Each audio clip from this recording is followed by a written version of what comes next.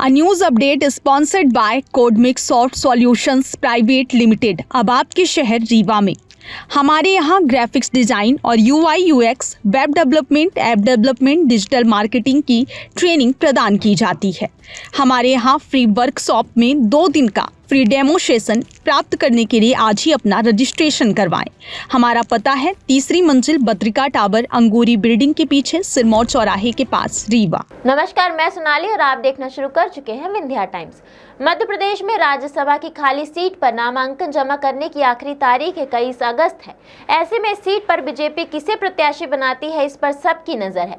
यूं तो चर्चा में कई नाम पिछले कई दिनों से चल रहे हैं, लेकिन सबकी नजर केंद्रीय गृह मंत्री अमित शाह पर है, क्योंकि माना जा रहा है कि इस सीट पर प्रत्याशी के चयन में शाह की पसंद का प्रत्याशी हो सकता है। मध्य प्रदेश में बीजेपी के कुछ दिग्गज नेता रेस में बने हुए हैं, जबकि एक चर्चा यह भी है कि पार्टी किसी दूसरे राज्य के नेता को मध्य प्रदेश से राज्यसभा भेज सकती है, जिससे बीजेपी एक बार फिर सबको चौंका सकती है। दरअसल 21 अगस्त को नामांकन जमा करने की आखिरी तारीख है। बीजेपी राज्यसभा सीट पर किसे उम्मीदवार बनाएगी, इस पर अभी तक संशय बना हुआ है, क्योंकि कई दावेदार सीट पर नजर आ रहे हैं। पूर्व मंत्री नरोत्तम मिश्रा और जयभान सिंह भी रेस में हैं, जबकि पूर्व सांसद केपी यादव भी सीट के प्रबल दावेदार हैं। ऐसे में अंदर खाने या नेता राजधानी के सक्रिय बने हुए हैं। बीजेपी का आला कमान अपने बड़े निर्णयों में जिस तरह से फैसला करता है वह ज्यादातर चौंकाने वाला होता है, यानी जिन नामों की चर्चा सबसे ज्यादा होती है उन्हें अक्सर मौका नहीं मिलता है। माना जा रहा है कि मध्य प्रदेश में राज्यसभा के प्रत्याशी चयन में अमित शाह की अहम भूमिका होगी। शाह अपने चौंकाने वाले फैसलों के लिए ही जाने जाते हैं। ऐसा माना जा रहा है कि भाजपा किसी और बड़े और वरिष्ठ चेहरे को राज्यसभा भेज सकती है।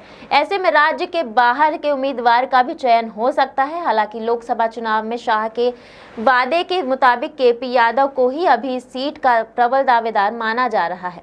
सियासी गलियारों में चर्चा है कि बीजेपी किसी स्थानीय की जगह बाहरी नेता को भी राज्यसभा भेज सकती है, जिससे केरल से आने वाले केंद्रीय राज्य मंत्री जॉर्ज कुरियन का नाम तेजी से चर्चा में आया है।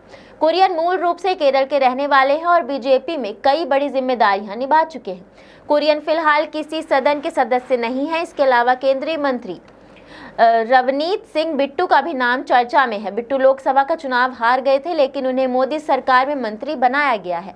ऐसे में उन्हें बीजेपी की तरफ से राज्यसभा भेजा जाना तय माना जा रहा है। ऐसे में बीजेपी बिट्टू को भी राज्यसभा भेज सकती है।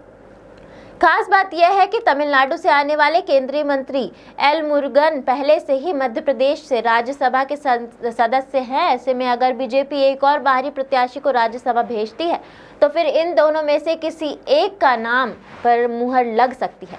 राज्यसभा चुनाव के 14 अगस्त से नामांकन की प्रक्रिया शुरू हुई थी। कल यानी 21 अगस्त नामांकन का आखिरी दिन है। ऐसे में बीजेपी आज रात तक या कल सुबह तक सभी उम्मीदवारों के नामों की घोषणा कर सकती है। मध्य प्रदेश में राज्यसभा की 11 सीटें हैं। फिलहाल विधायकों की संख्या के हिसाब से बीजेपी के पास 7 और कांग्रेस के पास 3 राज्यसभा सांसद हैं, जबकि ज्योतिरादित्य सिंधिया के इस्तीफे के बाद खाली हुई सीट भी भाजपा को ही मिलेगी।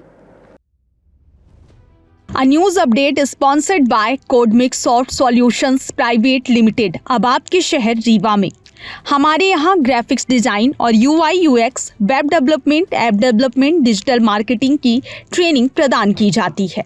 हमारे यहाँ फ्री वर्कशॉप में 2 दिन का फ्री डेमो सेशन प्राप्त करने के लिए आज ही अपना रजिस्ट्रेशन करवाएं। हमारा पता है 3री मंजिल बद्रिका टावर, अंगूरी बिल्डिंग के पीछे, सिरमौर चौराहे के पास, रीवा।